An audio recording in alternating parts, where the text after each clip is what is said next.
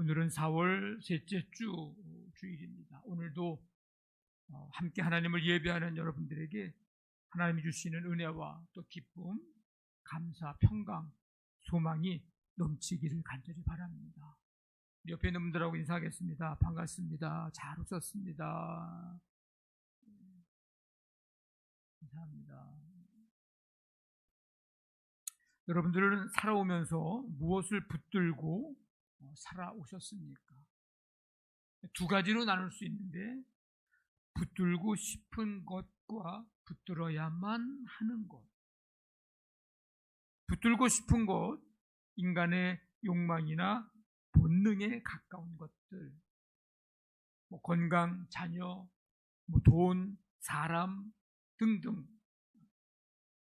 붙들고 싶은 것들은 인간의 욕망이나 본능에 가까운 것들이라고 말할 수 있다면, 붙들어야만 하는 것은 생명줄과 같은 신앙의 본질적인 것입니다.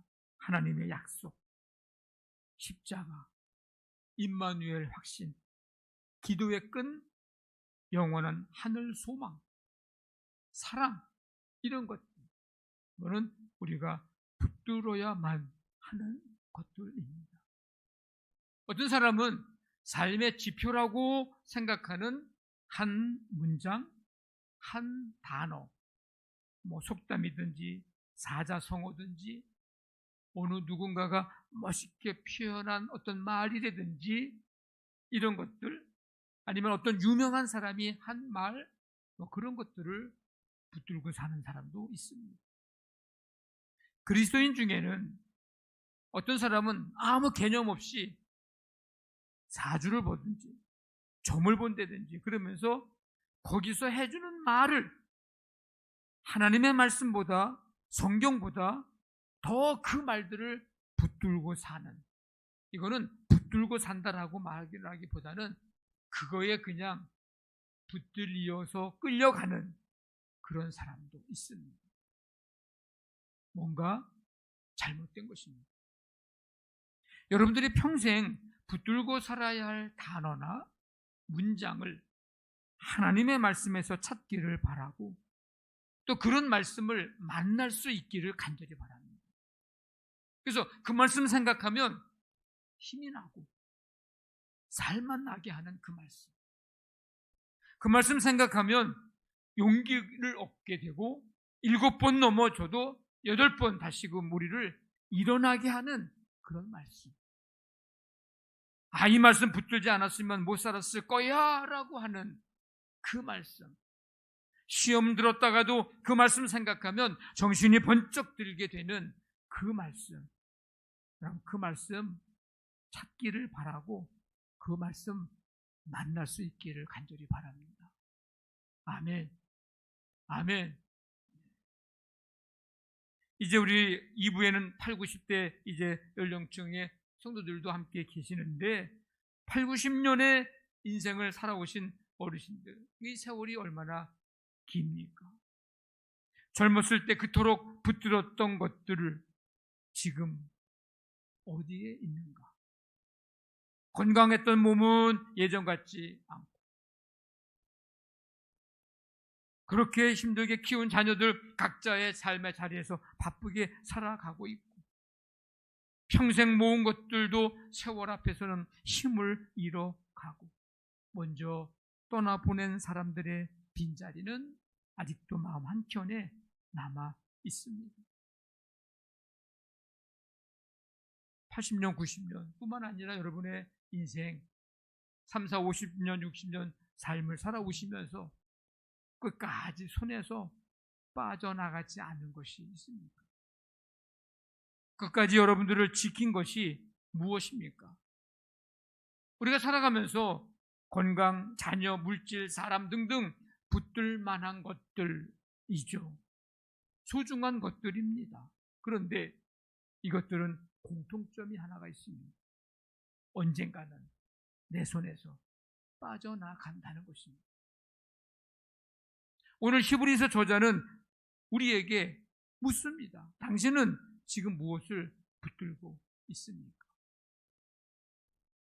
그러면서 강력하게 말합니다.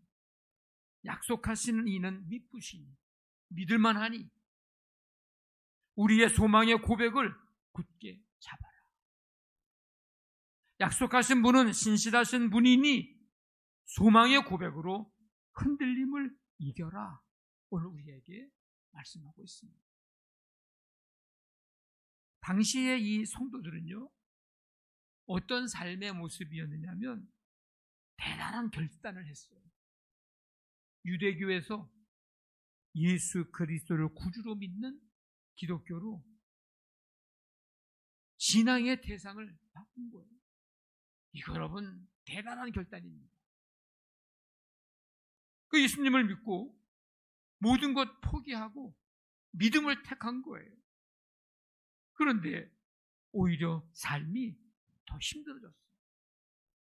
로마 제국의 핍박 속에서요, 예수 믿는다는 것 때문에 재산 뺏기고 감옥에 갇히고 공동체에서 추방당하고 왕따 당하는 거예요. 예수님 믿기 전에는 그래도 사회적인 자리가 있었는데 예수 믿고 나서는 오히려 얻은 것보다 잃은 것들이 더 많아졌습니다. 그래서 주변에서 하는 소리들이 있어요. 그러게 왜 예수 믿었어? 믿음의 자리를 지키는 게 점점 버거워지는 그런 상황에 처한 성도들입니다. 근데 문제는 여기서 끝이 아닙니다. 더 큰 문제가 있는 거예요. 뭐가 문제냐? 소망이 흔들렸다는 거예요. 소망. 흔들리는 소망. 이게 더 문제였습니다. 하나님이 약속하셨다고 믿었는데 현실은 너무나도 달라 보이고, 그래서 믿음 생활을 하면서도 하나님이 살아계신가? 정말 약속을 지키시는가? 보이는 것이 흔들리니까 소망도 함께 흔들리는 그런 성도들의 신앙의 모습입니다. 핍박과 고난당하니까 육체적인 몸은 점점 한계에 와 있고, 재산 뺏기고 직업 잃고 가족에게도 손가락질 받고 먹고 사는 문제까지도 흔들리게 되고, 그러니까 깊은 회의감이 밀려오기도 합니다. 내가 이 길을 왜 선택을 했나? 예수님 믿기 이전의 삶이 편한 걸로 생각하면 더 편했어요. 왜냐하면 유대 공동체 안에 있었기 때문에 회당에도 갈 수 있죠. 절기와 율법이 있죠. 무엇보다도 사람들과 함께 살죠. 그 공동체 안에서 나는 누군가가 존재로서 있었어요. 그런데 지금 예수 믿고 나서는 유대인들에게 버림받고 로마 사회에서도 이방인 취급받고 박해받고 어디도 지금 속하지 못한 채 그렇게 지금 살아가고 있는 성도들의 삶의 모습입니다. 더 깊은 갈등은 영적인 자리에서 일어나요. 그냥 옛날로 돌아갈까? 다시 유대교로 돌아갈까? 그러면 핍박은 끝나는 거거든요. 회당문은 다시 열리게 되는 거거든요. 다시금 관계는 회복이 되거든요. 그러니까 다시 돌아갈까? 라고 하는 그런 생각도 하게 됩니다. 눈에 보이는 성전이 있죠. 손에 만질 수 있는 옛날부터 해왔던 이제 그 제사 제도도 있죠. 근데 지금 내가 믿겠다고 결심하고 결단하고 모든 거 다 포기하고 지금 나가는 가정 속에 믿음의 대상이신 예수님은 우리의 눈에 보이지 않죠. 그러니까 보이는 것과 보이지 않는 것 사이에서 지금 마음이 찢어지고 갈라지고 요동치고 있습니다. 그러니까 어떻게 되는 거예요? 그러니까 모임에 나오는 발걸음이 느려져요. 기도가 식어져요.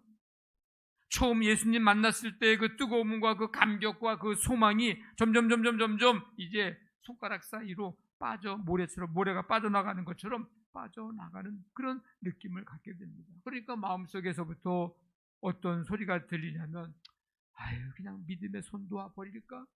예수님 손 그냥 예수님을 그냥 놓을까?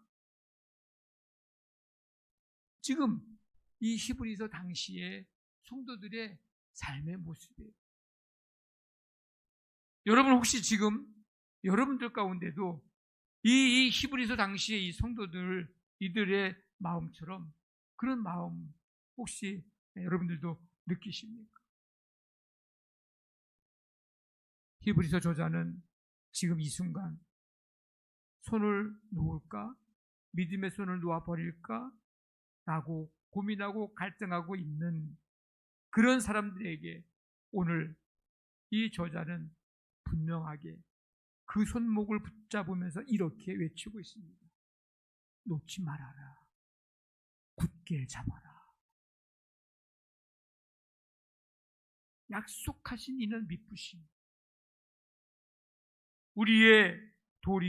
우리가 믿는 도리의 소망을 움직이지 말며 굳게 잡아라. 무엇을 굳게 잡으라고요? 우리가 믿는 도리의 소망. 소망의 고백. 그게 뭔데요? 예수 믿을 때, 내가 세례받을 때에 했던 그 신앙의 고백. 주는 그리스도시요 살아계신 하나님의 아들입니다. 주님은 나의 구주이십니다. 우리가 했던 그 고백, 그거 움직이지 말고 굳게 잡아. 우리로 하여금 소망을 가지게 만드는 신앙의 고백. 생명 다하는 그날까지 예수님을 구주로 믿고 살겠다고 했던 그 신앙의 고백. 굳게 붙들어야 된다. 그거 놓으면 안 된다. 우리를 위해서 십자가에서 단번에 드려진 그 제사가, 속죄 제사가 완성되었고, 그 예수님이 지금도 살아 계셔서 하나님 우편에 앉아 계시고 우리를 위해서 중보하고 계시니, 성전이 없어도 좋아, 회당에 못 나가도 좋아, 제사장 없어도 괜찮아. 예수님이 우리의 영원한 대제사장이 되셨으니 그 믿음, 그 신앙의 고백 굳게 붙들어야 된다. 그 예수님이 다시 오실 것인데 그 주님의 다시 오심에 대한 믿음의 신앙 고백. 그 모든 약속을 하신 하나님은 믿으신 분이야, 믿을 만한 분이야, 신실하신 분이야. 우리가 했던 그 고백, 이거 움직이지 말고 굳게 잡아야 된다. 그러면 왜 굳게 잡으라고 얘기했을까? 이 움직이지 말며, 이거는요, 흔들리지 말고, 그런 뜻이에요. 소망이라고 하는 건 저절로 유지가 되는 게 아닙니다. 핍박이 오면요, 흔들리기 때문이에요. 고난이 길어지면요, 믿음도 열정도 사모함도 점점 식어가기 때문에, 그래서 굳게 붙들으려고 하는 거예요. 눈에 보이는 현실이 약속과 달라 보일 것 같을 때, 그렇게 보일 때 어떻게 해요? 손이 풀려, 손에 힘이 없어요. 잡았던 거 놓친단 말이에요. 그래서 히브리서 저자는 자연스럽게 붙어 있기를 기다리지 말고, 네가 의지적으로 처음에 예수 믿었을 때 고백했던 그 신앙의 고백, 소망의 고백을 흔들리지 말고 굳게 붙들어야 된다. 우리에게 명령하고 권면하고 가르쳐주고 있습니다. 이 굳게 잡는다는 말은 그냥 단순히 쥐고 있는 정도가 아니고 끝까지 놓지 않겠다고 하는 강한 의지로 붙드는 거가 오늘 말씀에 붙드는 거예요. 굳게 붙드는 거예요. 흔들려도 지쳐도 눈물이 나도 이것만은 내가 놓지 않겠다고 하는 결단, 그게 포함되어 있는 게 굳게 붙드는 거예요. 당시의 성도들은요, 결단을 했어요. 보이지 않아도, 손에 잡히지 않아도, 현실이 달라 보여도 예수 그리스도 안에서 완성된 소망, 반드시 오실 그 약속, 그것을 흔들리지 말고 굳게 붙잡기로, 굳게 잡기로 결단을 했습니다. 그게 그 초대교회 그 당시에 성도들이 믿음의 자리를 끝까지 지킬 수 있었던 이유입니다.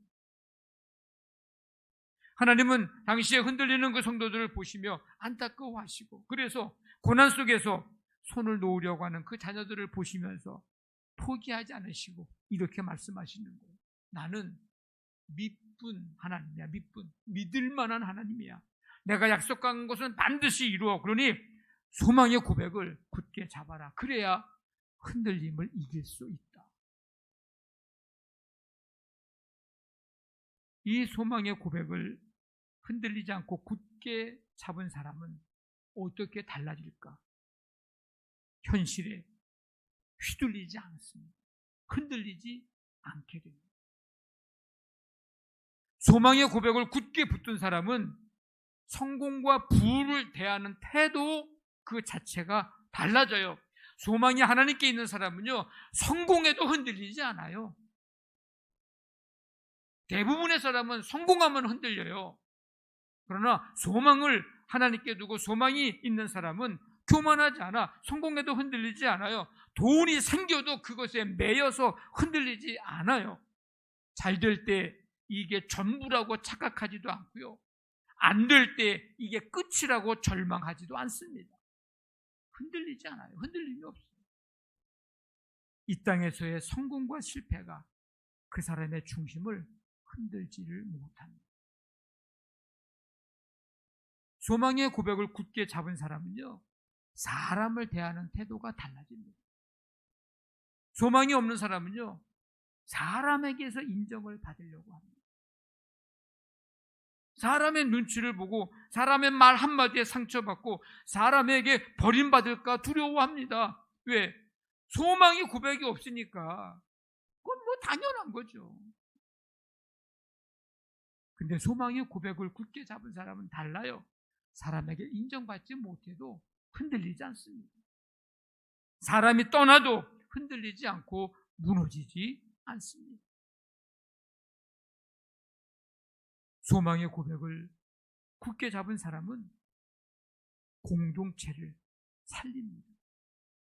소망이 없는 사람은요, 공동체 안에서도 경쟁을 합니다. 저 사람보다 내가 더 인정받아야 되고, 저 사람보다 내가 더 잘 돼야 되고, 부와 성공을 가진 사람 앞에서는 주눅 들고, 나보다 못한 사람 앞에서는 괜히 우월감 느끼고, 소망이 없는 사람. 근데 소망의 고백을 굳게 잡은 사람은 달라요. 내 소망이 하나님께 있기에, 소망의 고백을 굳게 붙들었기에 옆 사람의 성공이 내게 위협이 되지 않아요. 그것 때문에 흔들리지 않아요. 오히려 그 사람의 성공이 기뻐해요. 어려운 사람을 볼 때 경쟁자가 아니고, 또 경쟁자가 없어서 좋아하는 게 아니고, 그들을 돌보아야 할 지체로 보이게 됩니다. 너무나도 달라요. 그렇다면 오늘 우리는 어떻게 해야 하는가? 오늘 우리가 붙들어야 할 결단은 하나입니다. 소망의 고백을 굳게 잡는 것. 거창한 결단이 아닙니다. 찾아온 걸 안 했던 걸 시작하는 게 아니에요. 오히려 손에서 빠져나가려고 하는 것을 놓지 않겠다고 하는 결단. 이것이 우리가 이 세상을 살아갈 때 우리로 하여금 흔들리게 하는 것들을 이기는 길입니다.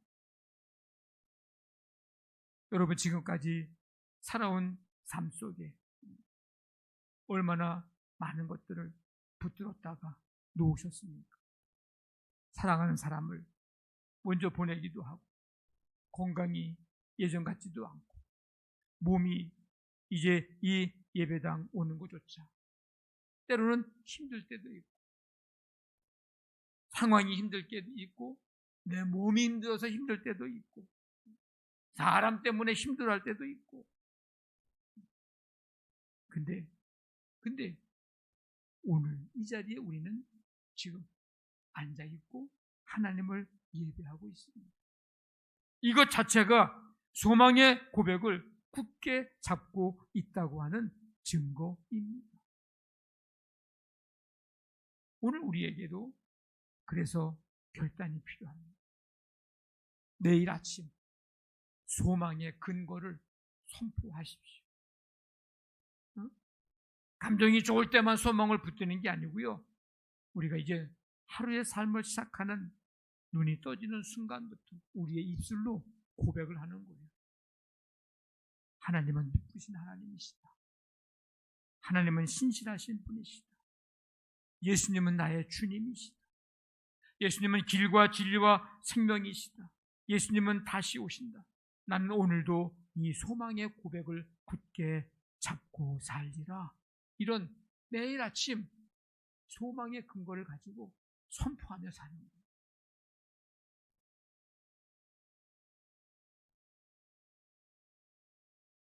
그리고 우리의 소망을 흔들어 놓는 이 땅의 것들을 소망의 자리에 두지 마십시오. 건강, 돈, 사람, 성공 이런 것들을 우리의 소망의 자리에 둘 것들이 아니고 이것들은 감사의 자리에 올려놓아야 할 것들이지 우리의 소망의 자리에 두어야 할 것들이 아니라는 것을 알아야 됩니다. 근데 우리는 이것들을 소망의 자리에 두고 살아갈 때가 있어요. 그러니까 그게 없어지면 뭐예요? 소망도 없어지는 거예요. 그게 없어지면 믿음도 사라지는 거예요. 그거 없어지면 요 초대교회 성도들이 가졌던 그 갈등의 마음처럼 손을 놔버릴까? 이런 생각 드는 거예요. 올려놓는 위치가 잘못됐기 때문에 그래요.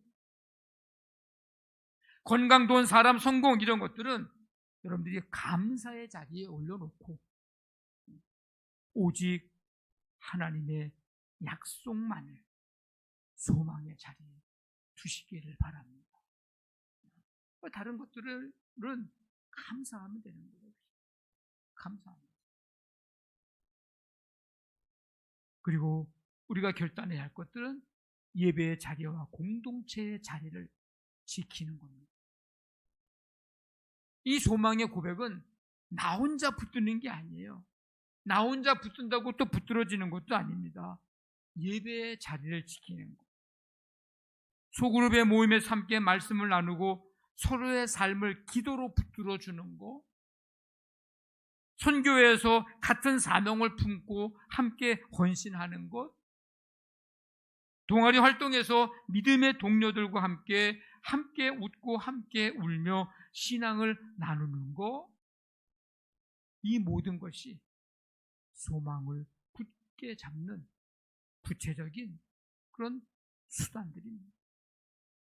나 혼자 그냥 어떻게 버티려고 하지 마시고 작은 이 공동체 속에 여러분들이 들어오셔서 함께 그 속에 들어가셔서 함께 할 때에 우리는 소망의 고백을 하면서 굳게 붙들고 그래서 흔들림을 이기는 삶을 살아갈 수 있게 될 것입니다.